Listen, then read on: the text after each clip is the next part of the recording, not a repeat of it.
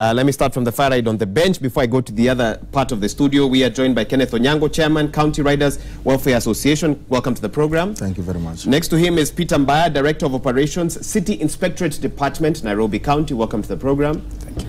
And right here next to me we have Kevin Mobadi, Chairman, Boda Boda Association of Kenya. Welcome to the program as well. Thank you very much. I'm not done just yet. On the other side of our studio, we have two Boda Boda riders. They say that if you want to know how a shoe feels, talk to the one who wears it. We have Boniface Moseti and Nicholas Lusasi. Karibu sana. And we'll be talking to them shortly. Let me start here. We have some statistics which we'll be playing for you right now. But basically, data that has come in from the Kenya National Bureau of Statistics shows that, and also NTSA, and we'll be playing some of that as well, shows that a little under 200 people have lost their lives either on motorcycles or as passengers. They're called pillion passengers, I believe. That's the pillion something of the sort, since January 1st. Do those statistics not worry you? Let me start with you, Bwana Onyango. Do those statistics not worry you? Thank you very much, Wahiga, for the opportunity. First, I want to correct, I'm the chairman for United Boda Boda Association of Kenya. United Boda Boda Association of Kenya. But the Nairobi branch. Okay. I have my chairman who is not represented here today. Okay. Mr. Kimani. Okay. Those figures are seriously worrying us. And that's why every single day you have actually seen most of us addressing these matters with a lot of passion. Because we want to see a country where a Boda Boda operator, if there is an accident happening, it should be an accident that we can actually attribute it to the normal accident, but not something that can be avoided. And that's why we've been working very closely with the National Transport and Safety Authority to see whether we can address the issue of safety that is actually involving our members. Some of our members have actually lost their lives because of the kind of helmets that you are seeing our members actually putting on. And you've realized that these kind of helmets that our members are putting on are the only helmets that are available in the market. And they are completely substandard. Now, that's why we've been always calling on the National Transport and Safety Authority to rein in on this matter, because though it's not their responsibility, it's the responsibility of Kenya Bureau of Standards to ensure that the helmets that are coming into the country are helmets that are of standard, so that it can actually help us. But you find the helmets that are in the country right now as you speak, which are of standard, are beyond the affordability of most of our members, because the cheapest helmet, which are of standard, because many of the time when you get involved in an accident, when I was just walking in, I found one of your colleagues here telling me I was involved in an accident the other day, but I just I'll put a few injuries on a Boda Boda. On a Boda Boda. But you see, if you have a good helmet, if you fall when you have a good helmet, number one, you'll be very secure once on your head side. And that's one thing that we are saying going forward. We want the government to rein in on that, and even if it means subsidizing on the side of the helmets, so that we can reduce this number, because it's very expensive for the government even to manage. It's interesting that you're raising the topic of equipment, but what about the lifestyle of Boda Boda operators? What about the way they operate on the road? Does that not concern you as well?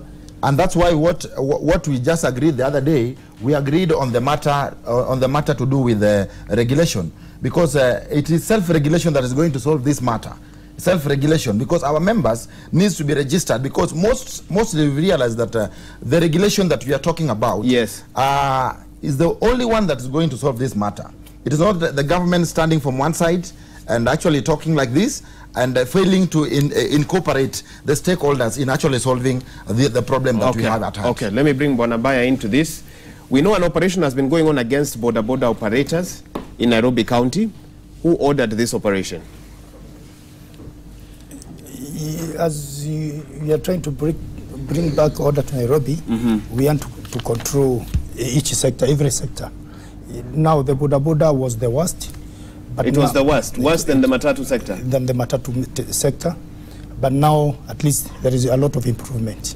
Okay, you said there's improvement on your part. They are crying, both sides, they are crying that their members are being harassed. They are not being harassed. And I'm very sure Mr. Onyango is not complaining, because we've been operating very well with him. His people are following the laws, the regulations which we have kept, and we are still discussing with them on how to do it better. So the ones who we are arresting mostly are those people who are those Boda Bodas which are not even registered, even they are not willing to register. They don't want even to be known. They are just there. You see them today, you don't see them tomorrow. So those are the people who are giving us problems. Is this operation sanctioned by Governor Sonko? Has he approved it?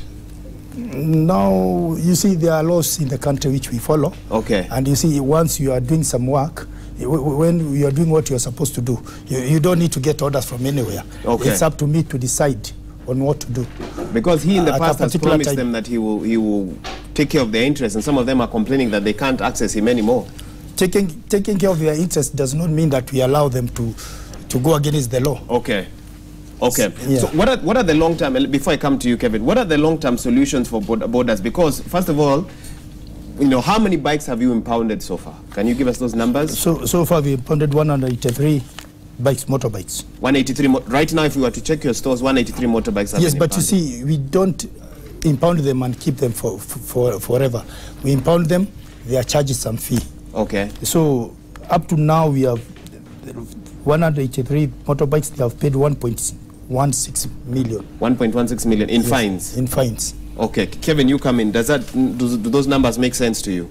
Okay, for me, I think the numbers are too high, considering that these riders, they depend on that motorbike to earn an income. So that's why we're working very closely with the county government, with the national police, to see if it is an issue of regulation. How can we do that?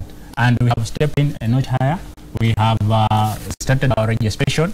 And when you look at those riders, they have now badges, because Mr. Mbaya here said that the riders were not registered. So we are registering them, we are giving them badges, we are giving them the reflectors with the numbers on the back so that they can be identified. Okay. Yeah, that is what we are doing across the country. Okay. And just for our viewers to understand, so the two gentlemen that are here are representing different sections of the border industry. So you've come to explain that what you've done with the ones that you represent is that you've kitted them, and we have some of them over there. Yeah. And you believe that is going to bring sanity into the border sector? Yeah, that one should bring sanity, because once you are registered, and we have all, like for us, we register from the county you're coming from up to the stage where you operate from. So in case a border passes and maybe he's involved in criminal activities, and you get the number plate or the number on his back, you can easily trace that person from up to, even if you don't find him, we'll just find the next of kin of that person. So it is, that's what we are doing, so as per now. Okay. Yeah. I've been handed over, I believe, what I think is a list of the borders that have been impounded, or the riders whose bikes have been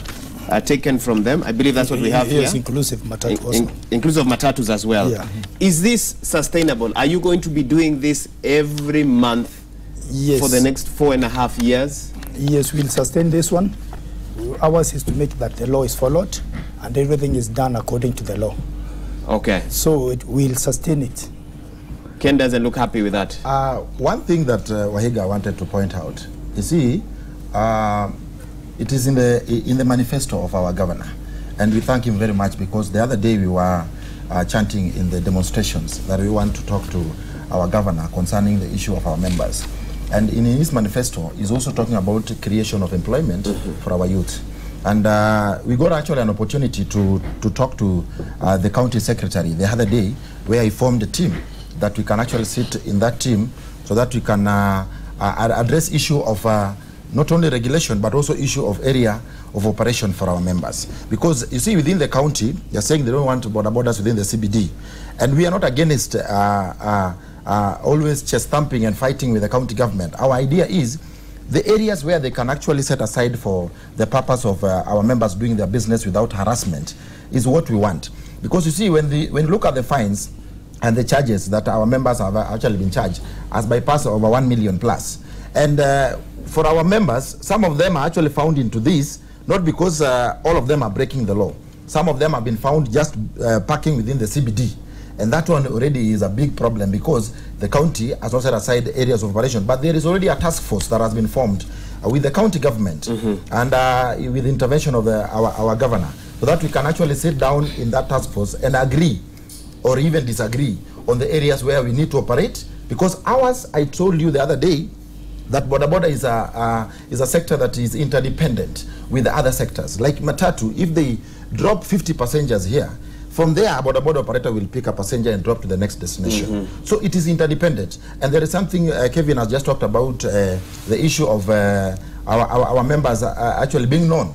And we've already started on that, making sure that we give our members the ID cards so that they can actually be known where when in Nani, where are you operating from, and when you pick a passenger here and the passenger tomorrow brings a complaint, we know where to start. Okay. But you see, these IDs, though they are good, but they don't have security features. Anybody can fake this one. You can go and make it right now. And make it, and they can still use it for committing crime other places. That's why we've partnered with other people who can actually help us in making sure we produce IDs that are tamper-proof from any securities. Okay. And the governor, Sonko, together with a madam called Agnes, has actually helped us in making sure that we walk in that direction. Some of our members right now, we've taken a list of over 2,000 members whom we've taken their pictures, taken their details, and the IDs right now are being produced in Dubai so that we can give things that are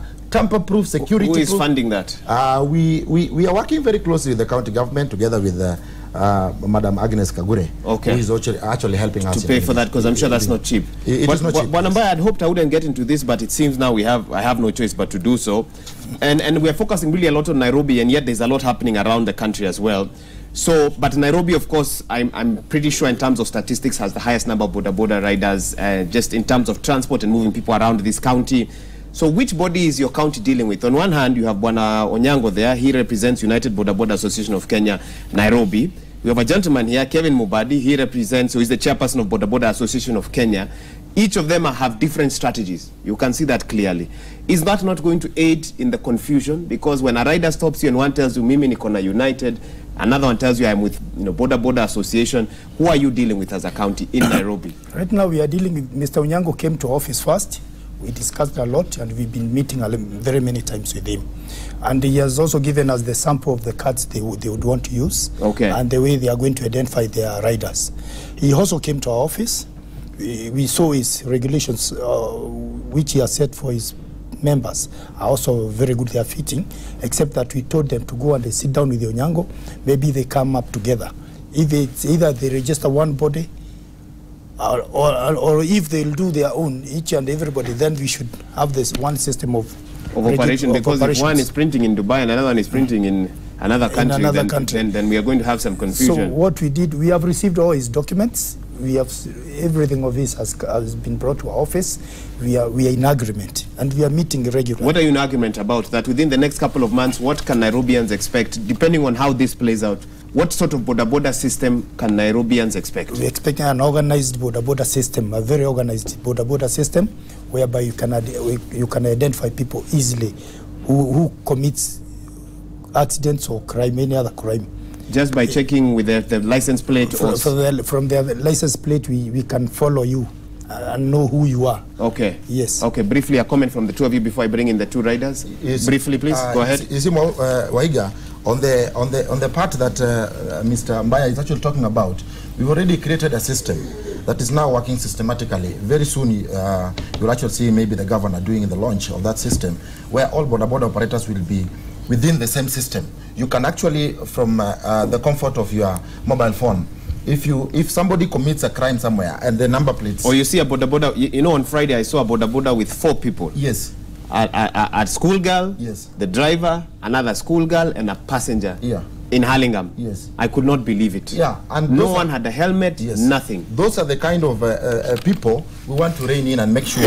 Because, you see, for the media, most of the time, when somebody commits something, the ones that are doing the right things, most of the time that is never news. And that's why we are working from our side to make sure that we streamline that. And within our system, we want to make sure that from the comfort of your mobile phone, if somebody commits a crime, yes, you can just click the number plate, and in our system we'll check. If it's not our member, then we rein on that. Fair enough. Kevin, come in. Okay, thank you. What we are doing for us, the system is here on the phone. You can just click, it's called the BAK. You actually have a system already called BAK, okay? Yeah. You click and you log in. When the motorbike person like that one, you just click in and you find all the details about the rider. So the system is already working and is up and running. How many members are registered in the system? We have, right now we have, in Nairobi alone, we have 4,000 registered members. Okay. Yeah. And you are in every county? Every county, all the 47 counties. all the 47 Yeah, counties. like the other day we were in Machakos. And I just want to take this opportunity to thank the DIG, Kenya Police. He has been very, very supportive, Mr. Bugwa, toward this implementation of the regulations of the boda in the country. And we are working very closely with the Kenya Police across the country to make sure that we bring all the riders in the country together into one system. Okay. Because we want to, when a motorbike is stolen in Nairobi and it goes to Busia border, we can easily track that motorbike and know who is the right owner of the motorbike. So, Bana DIG, if he is watching, I just want to thank him. I think so he has had your Thanksgiving message. Let me bring in the boda riders now, the people who are directly affected by the discussions that these gentlemen are holding in studio. We have Boniface Museti, Nicholas Lusasi. They can explain to us their challenges. Sijui nani ataongea kwanza, sijui nani akona microphone, maybe tueleze kuhusu zile changamoto nyinyi upitia, na pia zile resolutions mumesikia hapa, mnaona gani mzuri na gani mbaya. Okay, thank you. And changamoto ni mingi kwa motorbike, and mostly it comes when ukishikwa. Hiyo ndio imekuwa changamoto kubwa kwa sababu unatoka kwako unaenda kutafuta. So ukishikwa na City Council inawekwa siku 7, hiyo ni 7,000, labda ni end month unatafuta rent, unatafuta 7,000 ya kutoa pikipiki. So unakuta unaishi kwa madeni kila siku. But kukiwa na mpangilio mzuri vile ambavyo viongozi wetu wanaongea na county government embrace either both of them kulingana vile wata-agree, itatusaidia sana kama members ili tusiwe tunafinyiliwa ya kwamba county government itafanya kazi na hawa wengine watoke, itakuwa shida kubwa. Lakini waki-embrace all the systems na wa-ensure bodabodas wako registered na wako under any of the association, it will be good for us so that member yote asisumbuliwe, kwa sababu kusudi kubwa ni mwana bodaboda maisha yake ama kazi yake ilindwe vile ya matatu pia inalindwa. Sana nyi ukamatwa kwa nini? What are the reasons given by the county government? Wakati mwingi ambapo mimi nimeshikwa labda niko stage na wakikuja wanasema ni operation, na kama ni operation na ulizi swali unapelekwa, ukijaribu kuresist unawekwa kwa gari unapelekwa kotini, pikipiki imeenda general store, unaenda kotini unaandikiwa labda umekuandikia hapo obstruction, sijui umeshukisha passenger kwa barabara na ulikuwa kwa stage. So unakubali tu kotini ndio utoke. Ukitoka unaenda sasa unaanza kuambiwa kama umetoka hiyo ni ya kotini. Pikipiki yako tafuta mkubwa. Huyo mkubwa utazunguka St. Peters, Moroto, siku 7 ziishe. Uandikiwe 7,000 alafu 2,000 impounding, yote inakuja karibu 9,000. So unakuta wiki mzima hujafanya kazi, umepigwa fine kotini. Sasa unakuta watu unachanganyikiwa na maisha kabisa. Swali la mwisho kabla upe mwenzako microphone. You've heard about Kwale County boda riders they are saying they are accused of being accomplices in crimes na vitu vingine kama hizo. Nani anapea watu wa boda majina mbaya kama hizi, especially in Nairobi County? If I look at some of the SMSs, watu wanasema mnafaa kuwa kupigwa marufuku kabisa, complete ban on boda riders. Where is this coming from? Sikatai kuna wakora, kwa sababu sio kila mtu ambaye unajua ukinunua pikipiki, kuna watu wana uwezo wa kununua pikipiki na utakuta mtu atanunua amenunua ya wizi, lakini kuna wale watu wako genuine.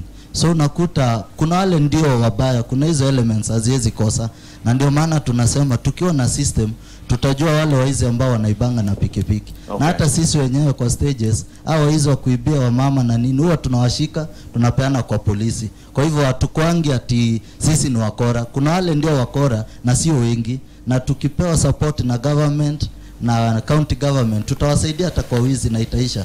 Okay. Pia mwenzako microphone tafadhali. As I read one SMS, Grace from Nairobi says, and I'd like your colleague to respond to this. When we see the boda we get very scared because these people behave like criminals. Hit one and you will see their level of madness.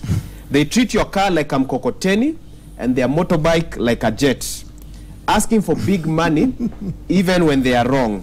Their chairman should advise them to behave like normal human beings. And then she has gone on to say something I don't want to read on TV, just to show her level of disgust with the industry. Naomba pia ujibu hiyo SMS na utoe maoni yako tafadhali. Jitambulisha tafadhali kwanza. Kwanza kabisa kwa majina ni Nicholas Lusasi Amalemba, boda operator pale town. Ninaomba msamaha sana, very sorry for that lady ambaye amesema ya kwamba ukikosewa na mtu wa boda ni kama umekosea wote. Sio kupenda kwa watu wa boda. watu wa bodaboda wanatutiwa kama tu mnyama yule mwingine ambaye amepatikana msituni na wanyama wengine. Because the moment unapogonga gari la mtu ama mtu amekuguza tu, mtu wa bodaboda, serikali ama wale watunza sheria wanapokuja hawaangalia kwamba umekosewa, wanakuja tu ya kwamba ni mtu wa bodaboda amekosa, na makosa mtu wa bodaboda kila wakati yako wrong. So that's why unakuta watu wa bodaboda mostly mtu akikosewa, wengi wanakujanga mahali pale kumsaidia ili wakaweze kumtoa pale katika ile shida. But kwa sasa hivi ningependa kusema kwamba watu wa bodaboda kulingana na zile regulations ambazo tumejaribu kuweka ama rules zetu kama BAK pase sisi, tumejaribu kuweka mikakati ambayo itatufanya tukaweze kutambulika na kujulikana kama wana bodaboda ambao wanatii sheria sana katika mji mkuu hapa Nairobi.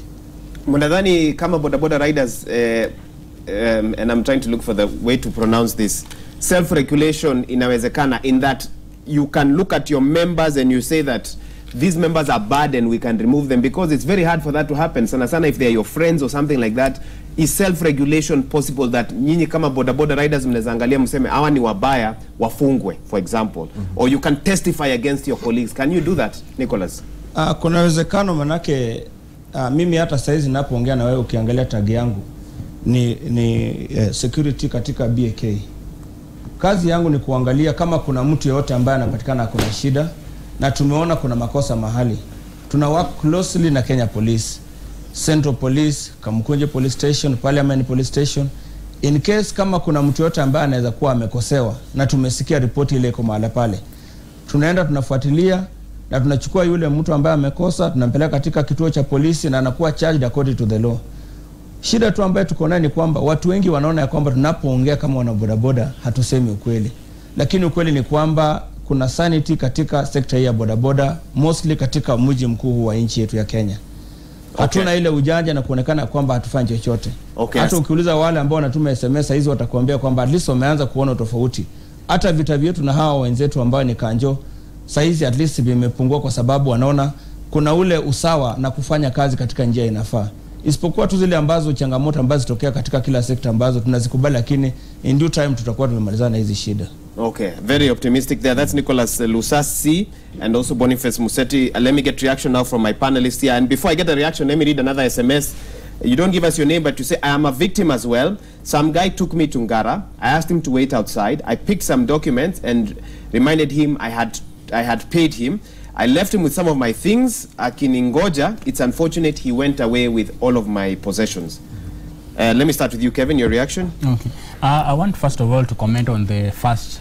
Grace from Nairobi. From Grace. And I want to assure her that the issue of all the riders coming to maybe to beat up the motorist after an accident, it will be a thing of the past, because we are registering the members into the system and we are educating them. When you see on our Twitter handle, on our Facebook, we are doing a lot of meetings and we are training our members to know that when there is an accident, don't call any other person, just call the organization or your chairman, because as an organization you have brought in lawyers on board to make sure, because these people were fighting because they never had justice. Legal representation. Yeah, they never had legal representation, or just as Mr. Nicholas said, that whenever an accident happens, whenever a boda rider is involved in an accident, when the police come, they just know boda is always on the wrong. You see, so that thing made these people to gain some resistance to know how they can get out of the problem, because they, even if they have not wronged anyone. So what we are telling them, they should not fight. They should not call the mob justice, but just make a call. We'll make sure that we send our lawyers.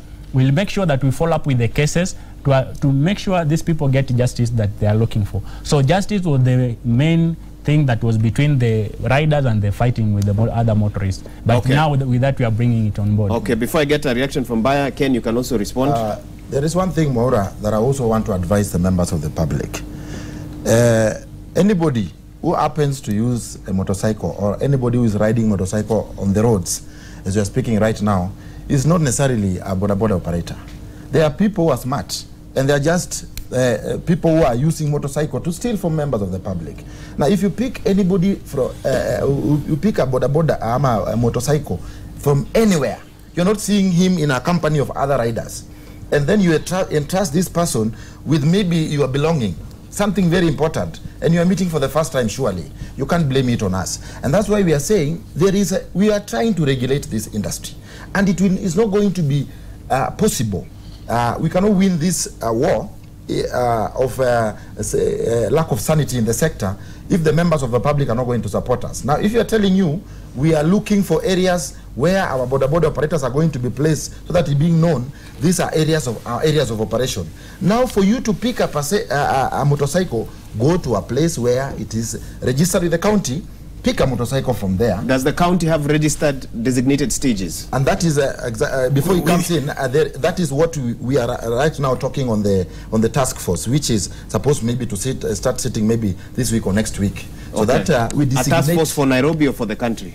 It is formed in the county government. Nairobi specific. And it is the responsibility of Nairobi for now. You can respond, Bonambaya. Now, you see, what has been happening with the Boda, they never insured their motorcycles. So that's the reason they were using the mob justice way. Because they had no other way of getting money. Because they had no other way of getting money. They hit you, they demand money from you. You hit him, instead of waiting for the police to come in, they just want to be paid and go. That's the reason they were bringing in that group. They are the big group. If regulations will be followed and the law will be followed, I don't see any conflict between us and them. But for the time being, Boda are banned in CBD. And you see, in Mombasa, Boda don't get into the CBD. And they are operating very well, they are not complaining. And they are doing their work. I don't know why the Nairobi Boda people are complaining they have to come to CBD. So, in fact, help us understand that. So, is the CBD ban still on? The ban is still on but although we are in talking terms, we have not agreed whether they remain in CBD or out. But the ban still stands. If we find Boda riders in the CBD right now, what does that mean? You see, they still go there. They still go there. And that's why the number to date, you have arrested up to 290 motorbikes in CBD. And they have paid a very big figure fine. I think it's as if they are not feeling the pinch. So they still go in there. They are still going there. So we'll follow as we continue discussing. If it will be agreed, they'll be given designated places within CBD. I want to hear particularly what Boniface and Nicholas have to say about this. Mmoja wenu anaweza ongea kuhusu Nairobi CBD and the ban. Na pia, if we go there right now, we know we'll find boda operators. There was a solution. Sijui nani anaweza ongea kati ya nyinyi wawili. Nashukuru sana Mr. Mbaya kwa kusema kwamba boda imekuwa banned katika CBD. It's true the ban is still there, but namshukuru kwa sababu some things have to be overlooked here. Una assume ya kwamba hakuna kitu kinaendelea. What these guys are trying to do, ama nina support, wajaribu kuregulate zile pikipiki ambazo zinaingia katika CBD. Hiyo ndio kitu wanaweza kutusaidia nayo, kwa sababu unapoachilia tu vile walikuwa wameachilia pikipiki zilikuwa zimejaa kila mahali. Uliona kuna shida. And that's why crime ilikuwa imepanda sana katika mji wetu wa Nairobi huu. You find guys wamekutana tu watu 6 wameenda wamechukua parking moja, and they are parking attendant wakija hata hawawezi waongelea because wanajua wakiongea watu wa pikipiki wataongea. Kumbe sio watu wa pikipiki, ni watu tu wamejipanga, watu 6 wameenda wamechukua parking moja, wanapanga pale pikipiki zao. But for me, naweza omba Misambaya, at least hata kama hiyo ban inaweza zidi kuendelea, i affect barabara fulani katika mji wetu wa Nairobi, katika mji mkuu. Let me say, pengine kama Kenyatta Avenue huko, na isi watu yule ambaye anapita katikati ya magari baada anashikwa. You know that's the problem now. Wewe umebeba mtu umetoka naye kule River Road, mtu unampeleka unamleta hapa Citizen. Wakati unakuja na mtu hapa Citizen, lazima upitie CBD. Lazima upitie CBD. Na if not, hakuna mahali pengine utapitia. It's either upitie Harambee Avenue na huko huwezi pita. Na wanataka uzunguke uende Mombasa Road. Utapitaje Mombasa Road? Bado utaenda si mpaka railways uzunguke upande hivyo, itakuwa ni kazi ngumu. So at least wawache wale ambao wanapita katikati ya magari wakiendelea na shughuli yao, waachana wale. Sasa watajuaje unapita katikati? Watajuaje? Wanaonekana. Unajua mtu mwenye anapita na mtu mwenye amesimama ni watu wawili tofauti. Inakuwa kwamba wakati wamekosa wale watu ambao wamesimama kwa stage, wanaendea wale watu ambao wanapita na abiria. So wewe unapita hata hauna habari, hata umetoka sijui wapi, umekuja tao uko shughuli zako tu. Kidogo umekamatwa. Unaambiwa ulikuwa unajua bwana Mwaura. Go ahead, you can respond. Unajua bwana Mwaura, when the ban is there, they are not arrested because they are passing in between the vehicles. It is because they're in the CBD. You're not supposed to be in the CBD. Yes, you're not supposed to be in the CBD until otherwise. But for now, none of them should try and get into CBD. If you are caught, you'll be taken to court. But after the results of our talks, because we are... You might give new instructions. We may give some new instructions. Okay. Yeah. I just want us to, even as we wrap up this discussion, to touch on a few things. Paying of tax, is that something that's being discussed in that? Technology, the use of technology, moving forward, how are we going to be able to utilize all these things to sanitize the industry? Because from the SMSs I'm getting, very few are in support of Boda Boda operators. A lot of people are saying our experiences with them are not good. For example, someone is saying here, in fact, let me read, okay, actually they have come so many. Someone says, can that panel discuss Boda Boda riders riding on the wrong side of the road, especially Wayaki way, almost causing accidents? Someone says, my phone was snatched by a motorbike rider. Until now, I don't trust them. That's Victor. And then another one, I'll try and read one of the others at the end. Let me get closing comments from each of you on how to sanitize this industry. And we've not even talked about the number of people who've lost their lives. We touched on it at the beginning. Yeah. We've talked about the safety of Boda Boda operators, how to know them, etc. But safety and security on the roads, we haven't touched on. I want to give each of you a chance to talk about that. Ken, you look just ready a quick one on the issue that of people who have lost their lives. You see, it is very, very expensive for the government to actually handle the issue of those people that they set aside hospitals, specific wards for Boda Boda operators. It's very expensive if you go that direction. But I think it will be very cheaper if you address the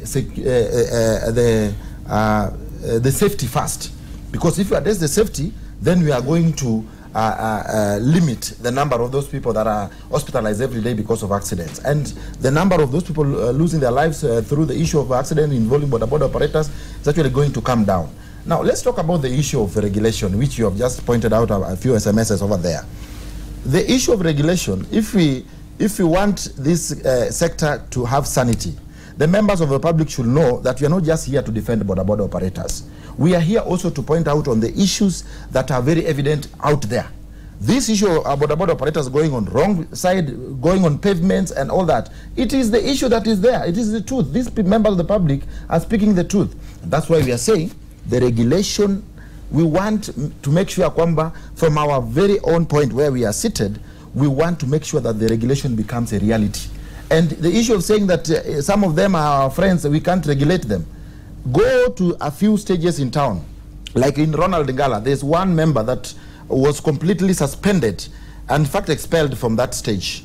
And right now, he is actually looking for another place to do his business. He can't work there. So there have been some measures taken out against some and of that one is just from our own self. If you work very closely with the county, those people will completely be banned from everywhere where even the county is going to set aside as our area of operation. And in another 2 years' time from today, because even Rome was not actually built in a day, it takes a process. This regulation, because the operators of motorcycle came into place without regulation. There was no regulation. Even Parliament had not actually come up with a regulation procedure until the Member of Parliament for Game came up with that policy, and right now there is a regulation in which we can actually tame the industry and bring sanity. Thank you. Kevin, come in. Okay, on issue of technology, we as the Boda Boda Safety Association of Kenya have developed an app, which is like an Uber-like app, whereby now if you want a more trusted and vetted rider, you can just request, and it is already on the Play Store.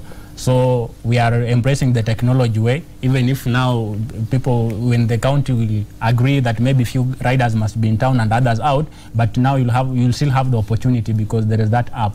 And also, we as an association, we are trying our level best to make sure that we defend our members, and we look into their welfares, training them, giving them licenses, giving them helmets, and all these things now motivates the riders to maybe join the association and see the importance of being registered as a member, you see. And we are also taking into the welfare. In case of an accident, we will pay the hospital bills. Those are the things that we're looking into to make sure that these riders also feel they are like human beings, and they also suit in the society. Okay. Yeah. Bonambaya, do you feel like your job, even as you give us your last comment, you're doing an almost futile job? Let me tell you why.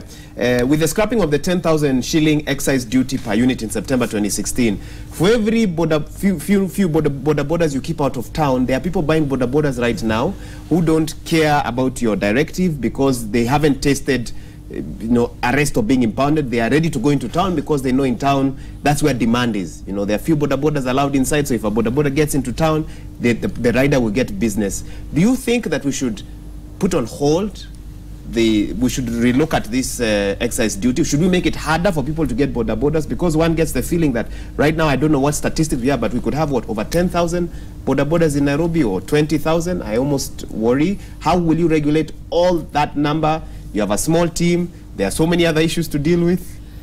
You see now, whoever started boda boda never made any regulations. But after they started, that is when people saw that there was need to do that, and that is why they themselves are trying to register their member that they can regulate. Okay. Yes. Can the large number be regulated? Of course, yes, it can. You're not concerned about the increasing number of boda bodas on these roads? As long as everybody, as long as everybody follows the law, we have no problem. Because we are not in enmity with the boda boda people. Okay. They are our customers. They are people who bring revenue to the country. Okay. So the only thing we want them is just to follow the law. Okay. Yes. No matter how many, I know they want to speak. Well, just a quick one. Just a quick one. We really are out of time. I'm sorry, just a quick one. I was only saying that the issue of unemployment is the reason why you are seeing even if an increasing number of boda bodas. Yeah, okay. Because many youths have no place actually to go, and the more the boda bodas, if you look at the demerits and the merits of this sector, you'll find that the merits actually overpowers the demerits. Not all our viewers agree with you. Okay, so we can expect to see more boda bodas on our roads moving forward as young Kenyans are looking for jobs, and this is the quickest way. Kevin, okay, I just want to close by thanking the Nairobi County Chairman, Mr. Charles Gishira. Thank you very much. He has worked very hard in making sure that we register all the members. Asante sana. I think it's only fair we give Boniface and Nicholas 30 seconds each. Mutoe maoni ya mwisho tafadhali kwa ufupi. Yangu ni kuwarudishia shukrani kwa kutualika mahali hapa. Angalau tunahisi tunatambulika. Ile tu county government ifanye kazi na sisi. Sheria tutafuata na tutaimplement na tuhakikishe hii sekta pia inaheshimiwa. Asante. Nicholas. Mimi ni shukrani kwa Citizen TV. Manake hapa ndio mahali ambapo at least wananchi wanaweza fikiria kwamba watu boda boda wamejipanga. Sasa tumejipanga, kazi yetu ni county tu kuungana nao. Kazi iendelee kwa njia mzuri. Wale ambao wanatusumbua na kutuletea tuonekane jina mbaya, tutadili nao sisi wenyewe. You'll deal with them yourself. Kwamba kazi itakuwa mzuri. Okay. Thank you. I think that's a good place to leave this discussion. A lot more questions I know from our viewers. We may not have time to get into it right now, but this is a discussion we'll continue having, and we'll call you back again a couple of months from now to see have you agreed, who are you operating with, and what's the way forward. Let me read one or two final SMSs. You don't give us your name, but you say, boda boda riders rank #1 in flouting traffic rules. My goodness. Moreover, they are so rude by riding on the wrong side of the road. After all, which training school do they go to? I almost got hit by one along Kenyatta Avenue. I hope on SK feedback. Someone says, also boda boda from GPO a criminal. Tell the chairman that. I don't know which chairman. We have two here. But I think they've had the feedback. Thank you so much to everyone who's participated in this discussion. Many thanks indeed for staying tuned. My guests were Peter Mbaya, Director of Operations, City Inspectorate Department, Nairobi County. To the far right there, Ken Onyango, Chairman, United Boda Boda Association of Kenya, Nairobi branch. And of course, we had Kevin Mbadi here, who is the Chairman, Boda Boda Association of Kenya. That was Boniface Moseti and Nicholas Lusasi, who've taken time from their job to join us in studio. And thank you so much to each of my guests for that. When we return, we'll be hosting Foreign Affairs and International Trade Chief Administrative Secretary Ababu Namwamba to understand his new role. This is a wide-ranging interview you do not want to miss. You're watching Citizen Extra. Stay with us. We'll be right back.